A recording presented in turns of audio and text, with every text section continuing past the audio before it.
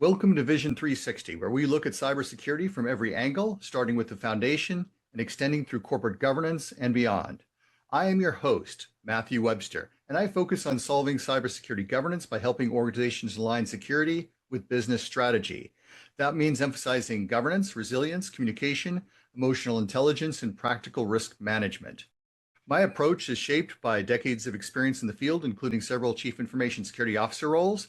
I've worked with leadership teams through training, workshops, assessments, and direct advisory support, always with the goal of making cybersecurity a strategic asset and not a technical afterthought. Today, I am honored to have Dr. Dustin Sachs joining us. Dr. Sachs has decades of experience in various aspects of cybersecurity. This includes a number of positions from forensics to chief technologist at the Cyber Risk Collaborative and a founder and CEO of CyberCough Labs. He wrote a book called Behavioral Insights in Cybersecurity, a guide to digital human factors. This book is packed full of detailed research on a large array of factors, including factors relevant not only to cybersecurity, but how other departments interact with cybersecurity. So I do recommend you pick up the book. From this book, we're going to focus on the cultural and leadership aspects of cybersecurity. But that said, before we dive in, Dr. Sachs, could you please take a few minutes to introduce yourself better than I could? Yeah, absolutely. And first of all, I'll say the book is actually on sale on Amazon, so this should be the time to pick it up. Thank you so much for having me. Yeah, I started out my career in the early days of forensics, back when it was just laptops, desktops, and servers, pre-iPhone, and have gotten to see the genesis of that industry and that field of science. As I was kind of sharing right before we started recording this, it's interesting because early in my career I would be asked regularly by my manager, if you were doing whatever, theft of trade secrets or whatever it might be, how would you do it? Go investigate that.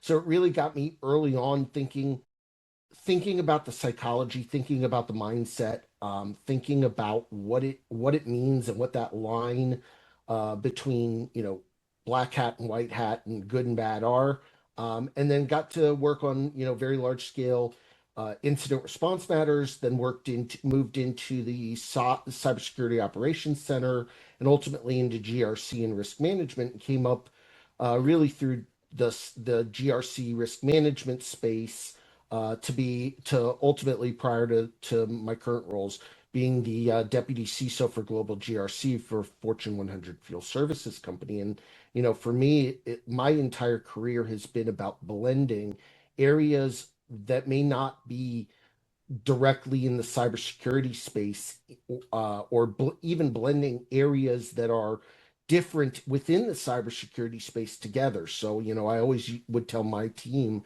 when I was leading GRC, I think that having come from a technical background made me better at GRC because I could go in and say to a department, here's what happens if you don't implement this control. And here's the example from my career of where I've seen this go wrong. And that adds a level of authority.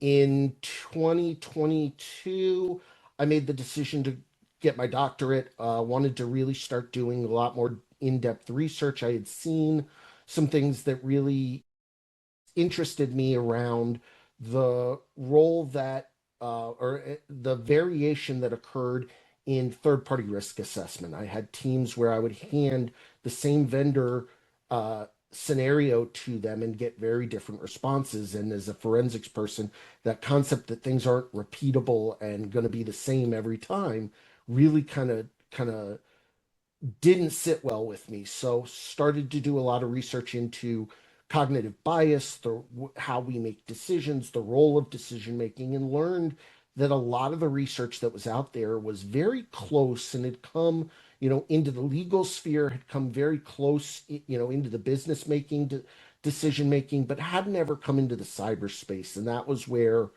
I started to really look at things. And then the genesis of the book was, we as I would tell people is, if you look at the Verizon data breach report every year, it's come out for the last 20 years, 85 to 95% of incidents involve some human element to it, and that number hasn't changed. But yet every year we say we'll just train our people more, and that kind of sat there and said, well, wait a second, and I talk about the fact that I know it's an often misquote.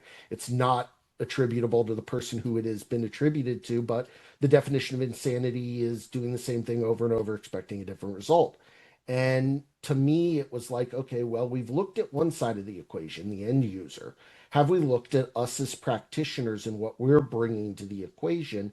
And really, I kind of grounded in the simple story that anybody who's got kids would understand is if you tell your child, no, you can't have a cookie before dinner, we all know that's not going to end well. The child is going to throw a complete fit. But if I say to the child, you know what, you can have the cookie, but I need you to clear your plate at dinner first. I need you to eat everything on your plate. Now, they may make a big deal about choking down the broccoli or eating the food and saying, oh, this is horrible, but I'm being forced to do this.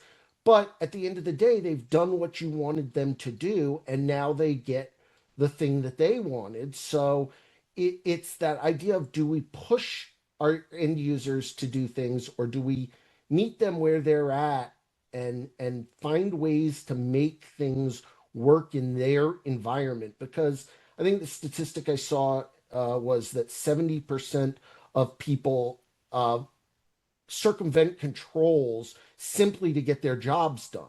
Sure. It's not that they're trying to be malicious, it's they're trying to just get their job done. So we as security need to say, you know what? We keep hearing we're not revenue generating, we're a cost center, all of these things.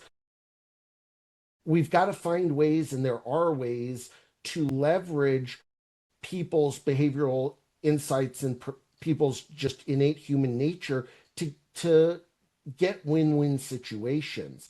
And that's what we're doing at Cybercog Labs. That's what the tools that we've created and the software that we've developed helps to do. It's about helping to make sure that the strategies get implemented in a way that's going to minimize friction.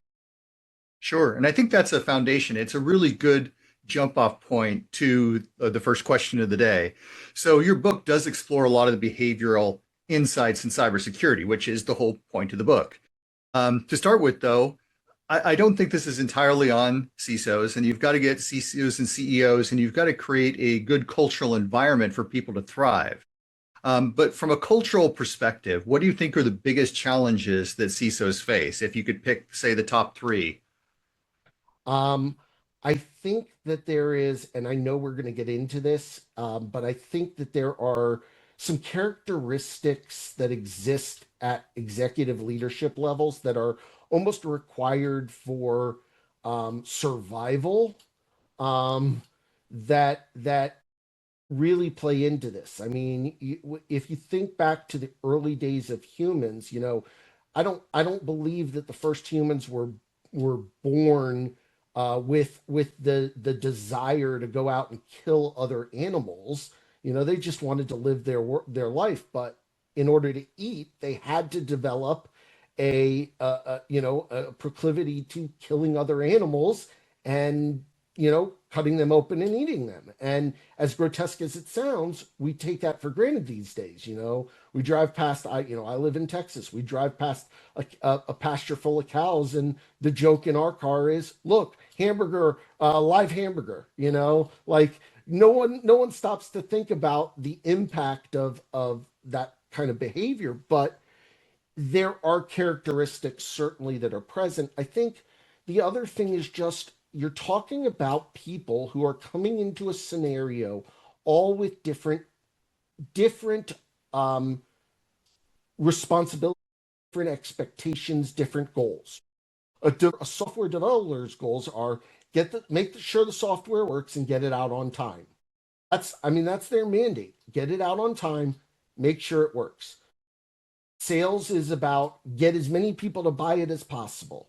Um, HR, legal, HR, all of them have different missions. And the challenge is that oftentimes there's a natural friction that's going to exist between what what needs to be done, and what each team needs in order to meet um, their mission. And it's finding, it's a concept of, economics, back to the old concept of, everybody being out for themselves. It's the idea that was developed in, really in the mid 1900s, the, 1940s, 50s, 60s, of this idea that we have a responsibility to, the best outcome from an economic standpoint is the outcome that helps each person achieve their mission while achieving the mission of the group. It's not Sure. about every man for themselves, it's about, or every woman for themselves, it's about every person doing their part to help the whole. And at organizations, it's very easy to get siloed off into your mission of, well, my pay is tied to this, not Sure. tied to this. So It sounds like what you're talking about is organizational bias that's built into the system, and then a lot of the problems tend to be systemic from your perspective. Would that be accurate? yeah, and it's not I always like to pause with bias and say, what we're talking about, bias in the context we're talking about it, is not a negative thing. Bias exists in life for many, many reasons. The example I always give when I'm in a presentation in person is, if a lion walked into this room right now, we would all run to get free, to get away, because we have a bias towards not dying. That's a good bias to have. You Sure. touch a hot stove as a kid, you gain a bias towards not touching hot stoves because you burned yourself. Like, those Sure. are good biases to have. It is, to me, the biggest downside of risk is not, or I'm sorry, of bias, is having bias blind spots, not being aware that you've introduced a bias. If you want it, if that's the way you want to make the decision, that is perfectly acceptable. Plenty of us go to restaurants, go to movies based on the guidance, the advice of other people have gone and seen the movie or have gone to that restaurant.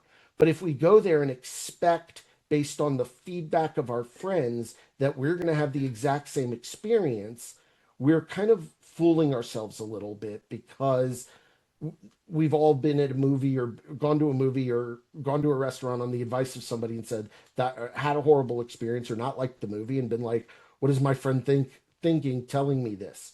It's about being aware of it, because what really, I'll say, bothers me is when when I will talk with an organization and they'll say, we make risk-based decisions, and then when you ask them about how they truly make the decisions, they don't even realize they're not making it based on risk. They're making it based on price or authority or Right, some right. other thing. And again, it's not a bad thing. It's just, you need to be aware that you're doing it, because, like as I liken to the observer principle in physics, once you're aware of it, you're gonna impact it or change it, or at least be knowledgeable that it's going on.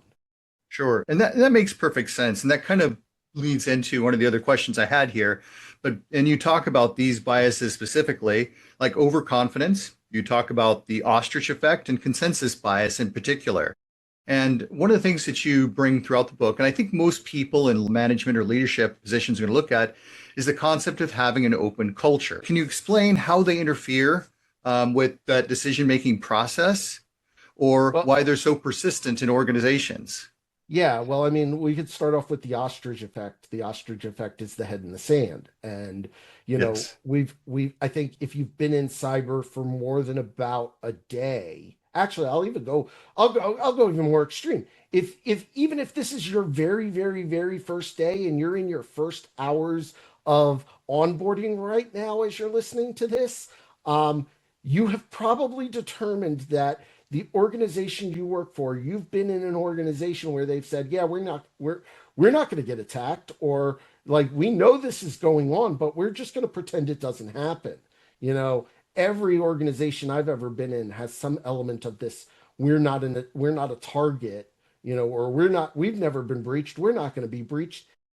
It's a mindset thing that you have to assume, It's the premise behind a lot of what we talk about in zero trust and all of the other kind of newer areas of you've got to assume breach. You've got to assume you are a victim to or could be a victim to somebody. Which is The other tough for a lot of leaders because you like as right. cybersecurity professionals, we typically think, well, you've got to assume breach. And that's a huge jump for somebody in Oh yeah. business. Like we've never been breached before. I know what I'm doing. They've never seen anything. And that's the It, challenge too, is because it's how do you overcome that bias yeah. to create better transparency in your and perspective? and that also comes to this overconfidence. The thing that I find is so interesting is if you talk to leaders, those who are have been in the industry for years, who have a lot of experience, they'll always talk about still having imposter syndrome. And the reason they have imposter syndrome is because outwardly they are expressing a sense of I know what I'm doing, but inwardly they know that they're being overconfident. They're portraying something that is not the case. And the challenge, the thing is, we're in an industry where things are changing rapidly, hourly, minute, daily, whatever. So you almost always have to operate in no matter what, I'm never gonna be I need to be confident, and I need to be confident and show that I've got my security in order. But there's a point at which it becomes a little too much. You look at the teams, you look at professional sports teams that are on a massive winning streak, and they end up getting very over. You start seeing elements of them acting as if they're invincible, they can never be beat, and that's when they usually end up losing, because they get overconfident. So I think it's a balancing act. Um, it's a it's not a being too timid, but it's about balancing the right level of we know what we're doing. Um, when you express overconfidence, you're usually, more often than not, the research will show you're not aware of something. You've lost perspective of something. So it's always good to just have a level of I'm confident in what I'm doing, but I know there's probably something I'm missing, and always be looking for what is that thing I'm missing. Because even if you've got all your ducks in a row and you truly have every right to be overconfident, if you're always asking, what am I missing? Even if the answer comes back, I'm actually not missing anything, you're not, it's not overconfidence, because your overconfidence assumes your mind is closed to the idea that you could be fallible, and it's okay to be a little fallible. Humans are not perfect, sorry, anybody who thinks that they are. Now I say that with the exception of my wife is absolutely Of perfect. course, always. Anybody Everybody's wife is any all, anybody who's got who anybody out there who has been married knows your wife is infallible. They are perfect. There's nothing they can do wrong. Um, but yeah, I mean, it's about just understanding that no matter what, there's always some area for improvement. sure. And I think that's important. I know it's a big challenge for some It is. business leaders. So I appreciate that. Yeah. So I want to throw a little bit of a monkey wrench into the whole thing as well. We were talking before we got started a little bit about the dark triad, and they can throw, like, even for the best leadership practice, like showing vulnerability. That's something that people end up trusting. You throw a vulnerability into somebody who's a dark triad. So let me take a second to explain the dark triad for people who may Please. not be aware. This is somebody who is a combination of a narcissist, a psychopath, and something called a Machiavellian. So somebody who likes to manipulate people. And this is the malignant form of those traits coming out in a very negative way. So we're not talking about, oh, well, I shaved today, so yeah, I'm a narcissist. No, that's not what we're talking about. It's something far worse. But when you're talking about within an organization, people with dark triad traits, they can throw a monkey wrench into things and stop security in its tracks, especially for a lot of medium-sized organizations if you get things set up properly. So how do you think that organizations help protect against these types of traits that you find within cultures and subcultures within organizations? And I know in some organizations, for example, was recently talking to somebody about in the military, they said a lot of those traits are actually valued. But when we're talking about typical corporate America, it's a little bit different trait, but it can depend when you get up to senior corporate politics because they're more common there. So, what do you advise companies do with something like that? Yeah, so that's an interesting question, and it's interesting that you bring it up because I literally just had this conversation maybe a week or two ago with somebody on LinkedIn. I would encourage people go check out my LinkedIn. I commented on this and I shared some research because somebody was looking for it. There's been actually a fair amount of research done on the correlation, or at least the existence, whether it's correlated or not, the existence of psychopathy amongst executive leadership. Um, and as you astutely mentioned, narcissism and Machiavellianism are kind of, I'll say, related syndromes. It's like any medical thing where they say Parkinson's and Tourette's and ADD and OCD. Those are all kind of related, interrelated kind of conditions. Narcissism, Machiavellianism, and psychopathy are kind of very related in that they share a Oh lot of yeah, the same characteristics. Um, and to some extent, again, as you just said, there's a real need for those. You want a CEO to some extent who has some of these elements to them. Why?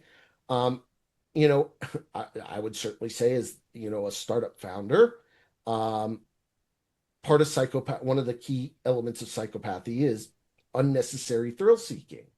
I think anybody who starts their own business has some level of psychopathy because they're taking something that no one else has done before, or very few people are doing, or they're going in and saying, and we'll get to this in a moment, the way that everybody else is doing it is wrong. And they're being a little bit of thrill seeking. They're showing a little bit of lack of empathy. They're basically saying, I'm better than you. I know how to do this. And I'm not going to be nice to you. I'm going to be antisocial. Um, and I'm going to challenge the norm. So that's at an extreme level what we're talking about from psychopathy. It's not, oh my God, I'm going to go out and kill my family.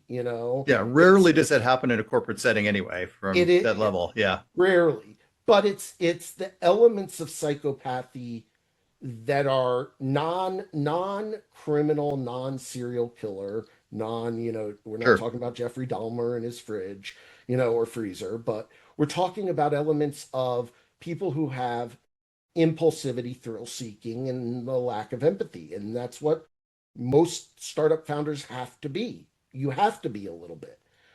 This idea of Machiavellianism is really the impetus behind kind of sales at a high level, because you're manipulating or exploiting maybe the condition of the person you're talking to get them to do something.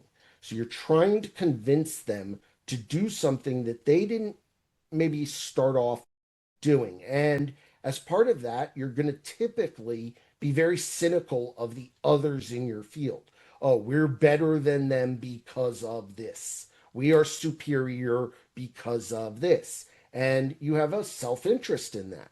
Again, not an extreme, not where, I'm taking over the world kind of thing, because for anybody, and as I mentioned to you before we recorded, I'm a I got my undergraduate in political science. So Machiavellianism has a much different meaning in a Yes. political sense, where it's really about being a magnanimous leader and almost a dictator or totalitarian. We're not talking about that element of Machiavellianism. We're talking about the element of manipulating people to do things that they would not otherwise do.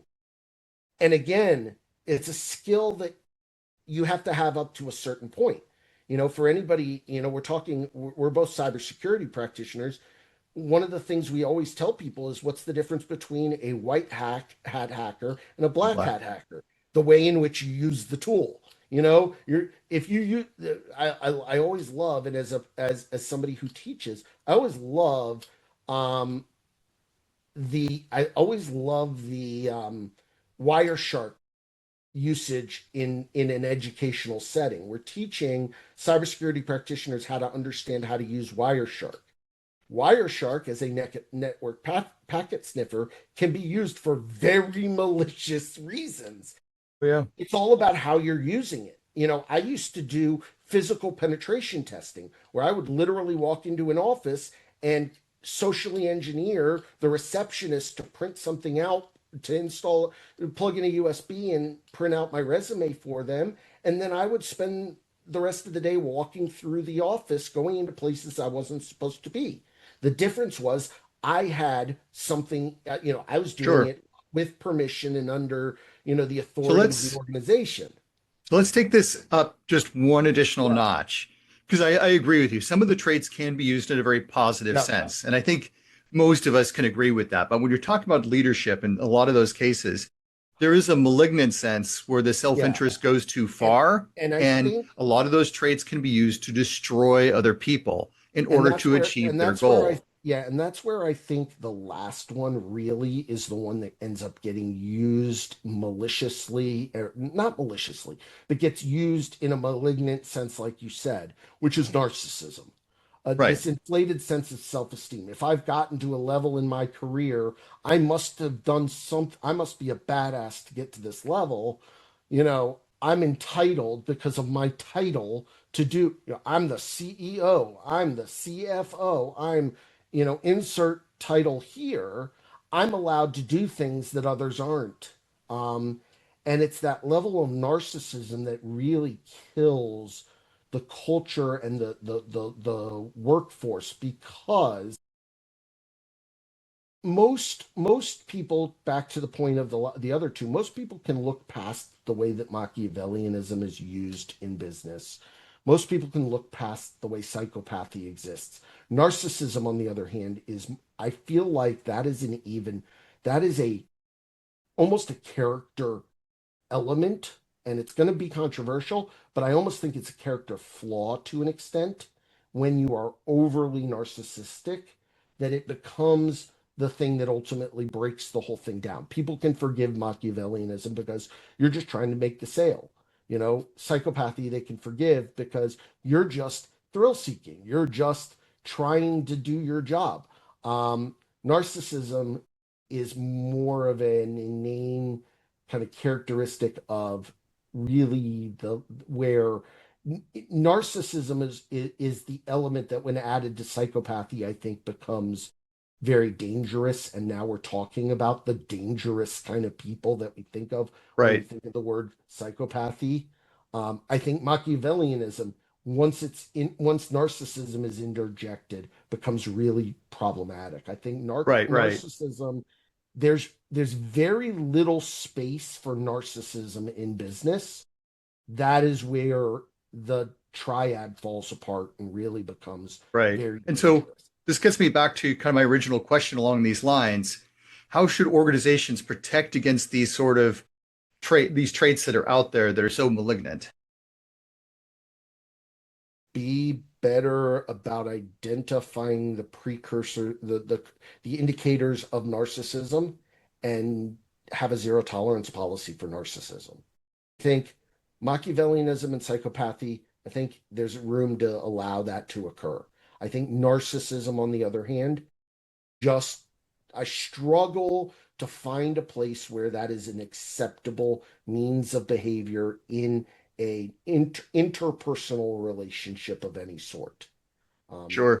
None of us respond well to the narcissists in our personal life.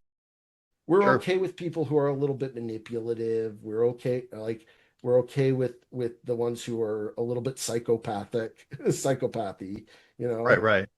We joke about people being psycho. We don't joke about people being narcissistic. And I think that's why Eh, you've got to probably kind depends on of, the group a little bit. But I hear Unless you've you're in got a a group solid with point other there. narcissists, which then it's who's more narcissistic than the other. Yeah, I just think narcissism is the side of the triangle that if you're Sure, anywhere moving towards that corner from any of the other corners, you're heading down a dangerous path. sure. No, fair enough. Well, let's switch gears a little bit, because this is one of those issues that a lot of CISOs are stuck in, but a lot of people in incident response and other things, and there's a lot of negative stuff, as you probably know, within incident response. Like I've had a friend of mine actually have physically the people show up and try to manipulate him by at least being in the presence to say, "Look, we know what you're doing. We know you're responsible for this," and cause threats and things like that. So a lot of times CISOs and others may not feel safe in their roles. So, and they're in the spotlight when things go wrong, whether it's internally dealing with internal politics. Like I have not encountered this, but I know people like, hey, a company's breached, therefore CISO bad, they're fired on the spot. And how can CEOs and leaders maintain psychological safety in high pressure environments and recognize, hey, who's responsible for what within organizations? Because that is a story that I've heard repeated in various ways throughout things. So, how do you build that psychologically safe culture? Because we all know that's where performance really starts to accelerate in that psychological safety. Well, and then that's an interesting question because I think if you look at, you have to look at an organization. The first way to determine, and I actually, it's funny, again, funny that you brought this up. I made a comment in response to a post by Joshua Copeland today on LinkedIn talking about this exact thing, which is if the first question in your organization isn't how do we respond when somebody admits they did something wrong? And what is our response if the answer to that question is we chastise them or we fire them on the spot or whatever, that's a really dangerous indicator. And you have to ask yourself, is that the culture I want? I think back, one of my favorite examples of where this really was a great example is Reddit. I believe it was last year or the year before, had a big incident, and one of their employees clicked a malicious link, realized they clicked the malicious link, and they voluntarily reported to security, hey, I clicked the link, I realize now that I shouldn't have, I think my computer is infected. And that employee did not lose their job. Reddit immediately took care of it and started handling it, but they openly admitted, hey, this was an employee came to us. They even said the employee came to us. That sets a much different tone in an organization than if you don't if we find out you did it, we're going to fire you. Because as a security leader, especially as somebody in GRC, I'd much rather my somebody in the organization come to me and say, hey, you know what, I made a mistake, I did this thing, I wanted to let you know so that you can protect us, you could stop it. um, Sure. I'd much rather have them coming do that than saying, well, if I say something, I'm going to get fired. Right, There's a right. whole reason why, you know, organ government organizations have been out there for years telling us, see something, say something. They're trying to create an atmosphere where it's safe for you to walk up to somebody in an airport and say, hey, this just doesn't seem right. And maybe I'm wrong, but I'd much rather you be aware of it than to wait and have something go wrong. Um, as somebody who is an incident responder, time is of the essence. I'd much rather. At the Oh, end of yeah. the day, there you need if you've the longer the incident is going on, the worse it's going to get. I think it's creating that atmosphere where, hey, yeah, you might get in some trouble, but we're going to take immediate termination off the table. Now, we may, after the fact, realize you did something that was termination worthy, but we're not going to say the minute you say something, termination is guaranteed. Let's get the facts together. You wouldn't immediately, as a cybersecurity practitioner, none of us would immediately declare or go to the legal counsel and say, "Hey, I think we've got evidence of exfiltration." Like, you wouldn't immediately do that. You're going to investigate it, you're going to confirm it, you're going to make Sure. sure that it's taken place, then you're going to go to counsel and say, hey guys, I think we need You have to make the determination because you have to use the word breach. But I think we're in a breach situation based on what I'm seeing because we've had exfiltration. You'd much rather you're going to investigate that. So why wouldn't you investigate the scenario before you snap to clear your Sure. place? You reported clear your desk out. And what organization is going to get people to come to work for them if the Well, if they know, I mean, the reality is a lot of things that I've seen and yeah, done and observed, they're trying to get people who don't know what they're doing or very excited to right, jump into the role, but they're not going to get the senior quality candidates right. who are, yeah, exactly. So I think there's some exceptions to that. But let's switch gears from that because I think that's a good point. But let's get into collaboration and breaking silos. I mean, you had brought this up early on in the conversation, Yep. and you're talking about that being a big problem because you don't want CISOs to have a solipsistic viewpoint where they're just seeing their little world. You want them to be engaged in working with others. So it's a very common challenge, and it's not just unique to cybersecurity. You've got IT, which feels separate from business, which feels separate from finance, and so on. But and definitely the larger the organization, the greater the challenge this often is. So, how can you encourage CISOs or their teams, or even IT teams or others, to basically create a collaborative environment where people are working together effectively without stepping on toes? Like, for example, I was talking to somebody, I'm going to call it a Fortune 1000. They had set up a GRC team, and that GRC team, what it was doing, it caused a very toxic culture because of the levels of accountability that were built into the culture and caused less collaboration when the goal should be more collaboration when you're talking about building a culture. So, how would you approach something like that? Yeah, and that's a great question. And that's actually kind of the premise behind CyberCog Labs. And I'm not going to make a product pitch or a vendor pitch here at all. But what I am going to talk about is the fact that the high level statistics 70% of transformation efforts fail due to a cultural gap in the organization. And this is McKinsey research that was done. So, and the idea is that it's not CISOs know what strategies need to be implemented and how to make their organization secure. That's why you're hired as a CISO. It Your challenge is not not necessarily did I make the right decision. It's do I have the evidence to back up why I'm doing it beyond just gut feeling or experience? And how is the team going to ultimately implement this in a way that will fit within the organization? So a lot of what I've been looking at um, and the research I've been doing has been, and the development of tools and solutions I've been doing is looking at first, let's validate your decision. Let's understand how you made the decision. What are all the pieces of information? Did you miss anything? Is there a blind spot that you didn't think of? Are there questions you still need to answer? Are there elements of the decision you still need to make? Are you trying to decide if we're going to go with an in-house SOC, build an in-house SOC, or outsource to an MSSP? That's a great decision. Maybe you think you want to go to be an MSSP to go deal with an MSSP, but you haven't collected any vendor bids yet. So how are you going to make a decision, a proper decision, without any of the vendor bids to know whether or not it's going to be more expensive or less expensive to do it in-house?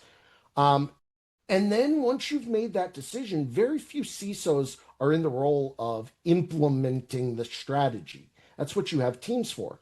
I always talk about, I was very fortunate to get to be a deputy CISO under Sean Bowen, who was the CISO at Restaurant Brands International, which is Burger King, Tim Hortons, Popeyes, some of my favorite. Which, by the way, as a side note, when he explained what products they owned, it made a lot of sense why they're right next to each other, right down the street from my house. I was like, oh man, I never knew they were owned by the same company. That makes a lot of sense.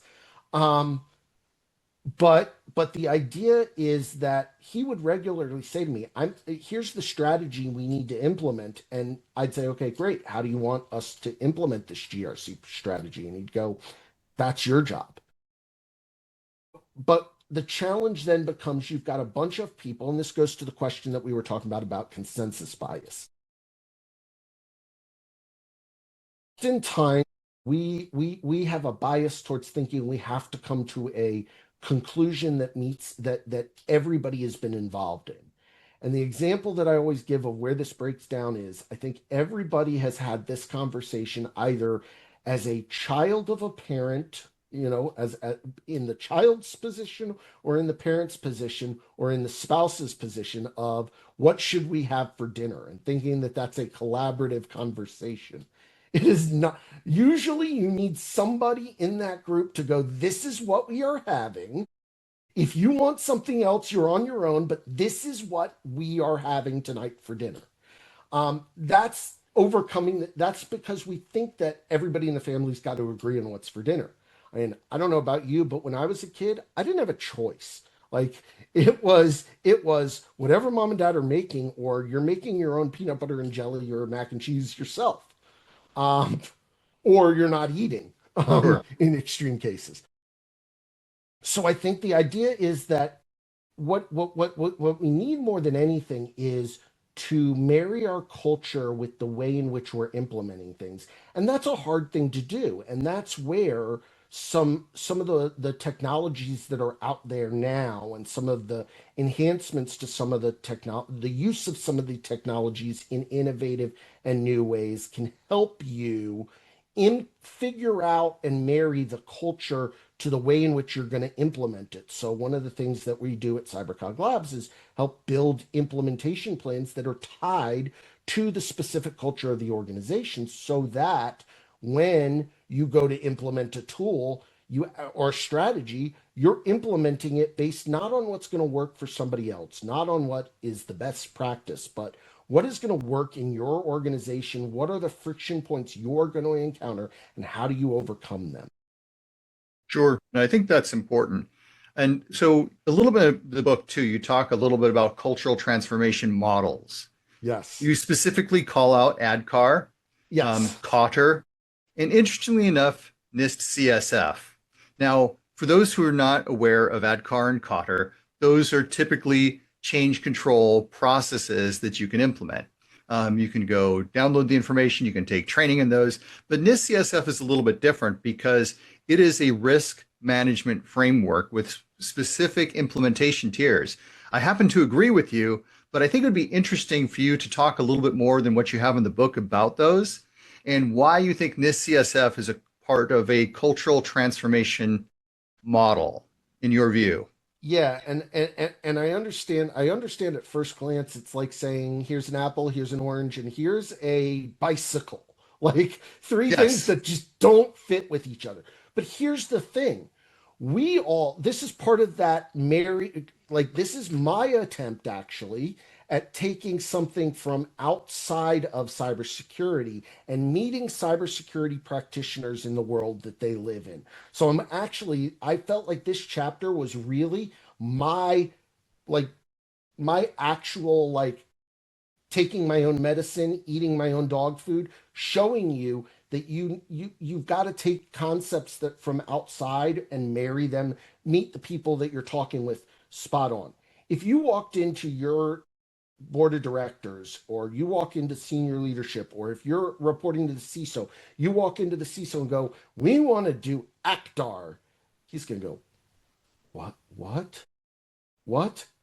Or he's going to say, my favorite thing, which I jokingly had a CISO say to me who knew it, was like, wait, it's a trap? And I was like, no, no, no, that's Akbar. That's Star Wars. Nice try. This is AKD. Hey, Sorry. yeah. But the idea is that we all in cybersecurity understand NIST. We all speak in NIST. We all address the board or leadership in the concept of NIST. Well, one of the key elements in NIST is a whole section on change management. Well, and as we all know, and anybody who's in GRC knows, one of the things that is the most, I'll say, fun, and I say fun very, very pejoratively, and knowing people who have helped to write, who wrote these controls, knowing Dr. Ron Ross personally, um, I have brought, I say this very lovingly, but anyone who's had to implement 853 knows that there is throughout there is this statement of organizational organizational element or organizational value insert organizational value. And what it will do is say, you should have a change management program and it should do these things. And you go, okay, well, how should we implement it? And they go, that's for you to figure out. Have fun. What this is saying is you don't have to invent some convoluted change management process or transformation process. There are transformation processes out there that have worked and that are tested and that have been, implemented. And it's really just making that awareness of, you don't have, like, if don't reinvent the wheel. There are change control processes out there. There are, ways in which you can implement strategies that have been tested elsewhere. The whole concept of, the idea, and I talk a lot about the concept of noise, which is the concept Daniel Kahneman and Cass Sustein and Olivier Saboni came up with in 2021, that really underpinned and started me down this journey that I've taken. And special shout out to Dutch Schwartz for introducing me to the book, because it unlocked a world. But the idea is that,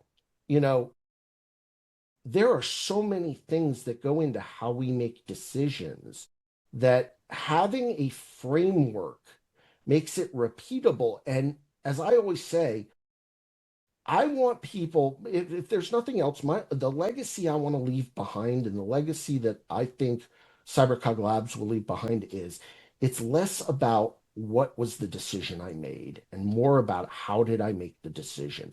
Because if I make the decision using a repeatable process, I know that the decision is the right decision based on that process. Now, if that's not the process I want to use, then that's not the process I should be using. And the last thing you want in a business scenario is somebody figuring out, hey, Matt's going to give me the answer I want every time. Dustin's not. So I'm going to just go to Matt and give him all my work. I'll give him all the work that I need him to do, because I'm going to get the response I want.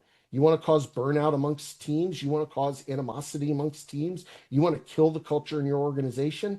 Find the person who gives you the answer you want every time and only go to that person. Instead, it should not matter. Matt should be able to go on vacation and go, you know what? Dustin can take this. Dustin can do this because he's going to follow the same process I followed. He's going to get the same results. Which is tough, because you're looking at psychological, because you could have one definition, one psychological approach. I could have a different psychological approach to the same thing due to the stresses and other things that we're under at that particular moment. So it becomes a bit of a challenge. But I'll pose it this way. Sure. If you have a third party risk vendor scenario, you're looking at bringing in whatever vendor to do email security. The contents of the data that tool is going to interact with does not change based on whether or not Matt is the one reviewing it or Dustin is the one reviewing it. Sure. So at the end of the day, the risk to the organization, and the organization isn't changing. The dynamic or the risk tolerance or the risk, the nature of the risk profile for the organization doesn't matter whether it's you or me doing the analysis. So the analysis should come out the same every time. Now, yes, there is certainly, if I've never seen this scenario before, or if I've seen this scenario before, there is a role for QA and for playing devil's advocate and peer review and challenging decisions to make sure that they are the best decision. But the underlying, we should come to an agreement on what the outcome is after that review, even if it's, you know what, Matt, you're the one, like, you've analyzed this, and while I disagree, I see that you made a decision based on these characteristics, which are the characteristics the organization wants us to make the decision on. And while I don't agree with you personally, I see where you're going with this. Yeah, and that's an education piece, and then for me, that's an opportunity to create better alignment. Maybe there's something that I'm missing, or maybe it's something the business is missing. And that's where some of the training we do is not focused on decision making and is not the training we do for security specifically is not tailored to the specific organization, which is an important thing that needs to occur. We have to stop. I think we've become an industry that has been very heavy in the best practices concept. And I think we've made ourselves victims of what's known as the imitation fallacy. And the example I always give for this one is the guy who created the Apple stores was hired by J.C. Penney, told to come in and do the exact same thing.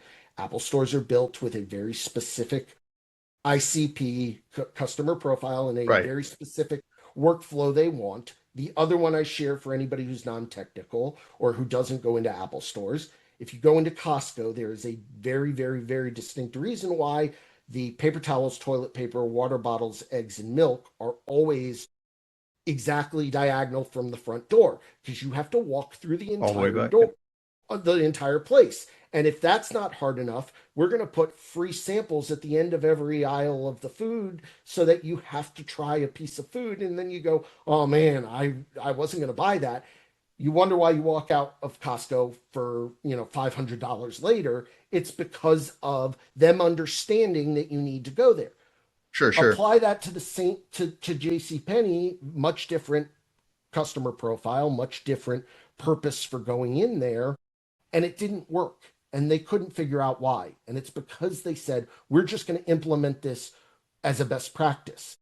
The Yeah. corollary in Yeah. cybersecurity is anybody who knows anything about the CIS benchmarks knows that if you implement that there's a very big difference between implementing a level 1 CIS benchmark Level and two. a Yeah. level 2 CIS benchmark, and an even bigger, like any organization. If there's a corporation out there that is regularly implementing the STIG level of Security technical CIS implementation benchmarks, guides. Yep. I would be very, very, very interested in understanding why you're doing that if you are not a defense adjacent organization. Let me Yep. be very specific. If a corporation like that is not anywhere near the defense industrial base is implementing the STIG level of a CIS control, please let me know whether or not your business is profitable. And I say that because I don't expect anyone to call me up because they're out of business. Yeah. I've heard of a couple companies, but I've not personally seen it.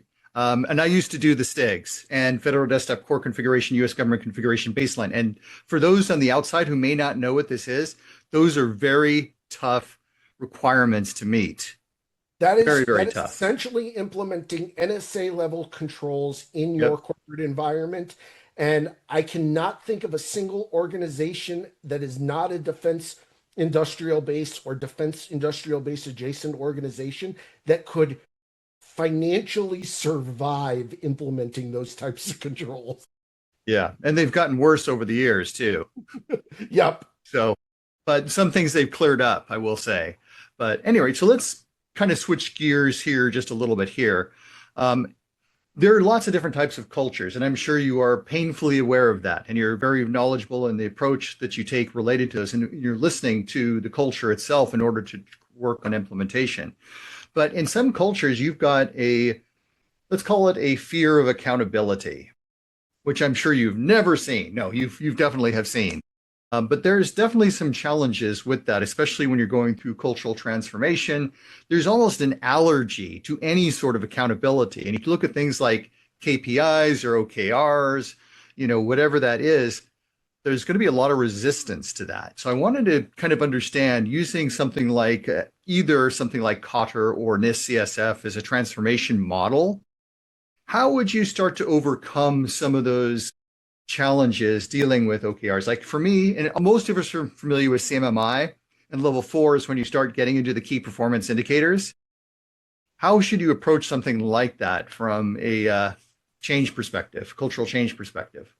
Yeah, a great question as well. And I will say I liken your kind of premise statement to, having grown up in Florida and in the South where it's hot in the summer, it's the game of all your friends standing around, somebody throws a water balloon way up into the air and everybody scrambles because no one wants to get hit by the water balloon. Sure. It's the same The kids concept. game. It's Yeah. hot potato. It's can I drop the, can I throw this potato at somebody else and not be holding it when or musical chairs. But the point is, and I think, and I'll say using NIST, I think the first thing that you have to do is truly, you know, we do a lot of really good assessment of risk and assessment of our organizations when it comes to technical. What we don't do a very good job of, and again, what I'm really working on, and the premise behind a lot of what I'm doing these days, is trying to help organizations truly address and identify their behavioral profile and risk and culture, and not culture, not even just culture, behavior. How do people do what they do? Um, I think part of that is understanding the landscape. And then the other thing is, again, going back to Sean, one of the things that he would challenge me, because I owned our metrics and I owned our what I called our metrics Bible, and my team knew that that was, 300 metrics that we were tracking. Whether they were ever reported out was a whole nother story, because I'm Hmm. a huge data nerd. Sure. If I could moneyball cybersecurity, I was going to moneyball cybersecurity. But whenever we were elevating a metric outside of the team, the question was, what is the action you want taken from the metric?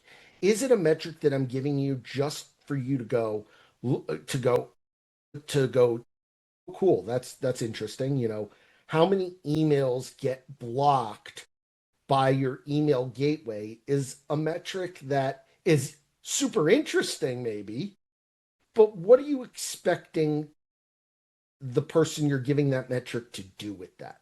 Oh, cool. Well, what is 5,000 emails this month versus 10,000 emails last month? What does that really mean? You're like, nothing. So then, okay, that's probably not a metric I need to be sharing. Now, if it's our tool last month caught 50%, 50% of the reported emails, or 50% of the emails that it blocked were false positives. That now has a, hey guys, we need to tune this better. We need to do something. We're invested the tool that we need to look at the tool. It's probably not doing what we really want it to do. Um, so it's understanding, why are you measuring that? What is the goal you want to accomplish? I can make a dashboard with metrics that will scare the pants off of any executive in any organization. That's not going to, when the next question is, okay, so what do we do about it? And my answer is going to be, there's nothing we can do about it, or it is what it is. Like, that's not going to go over well.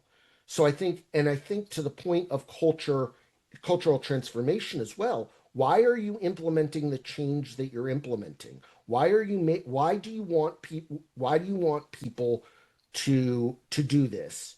What is the goal you're trying to accomplish? And can you find any plausible way to do it without them changing their processes, or without them realizing that they're changing their processes?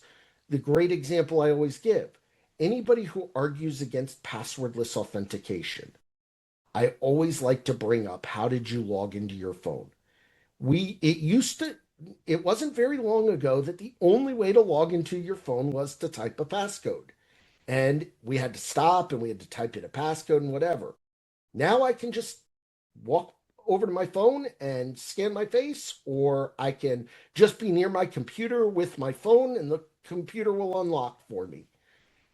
It makes the organization safer for me to be using that Sure. Windows Hello or that passwordless authentication actually makes the organization safer because I don't have to memorize a password, which means I'm likely not using, I can use a more complex password than I normally would because I don't ever need to remember that password. Worst case, if I need to, I'll just reset the password because I need to get into the system and I can't get in using the Face ID anymore.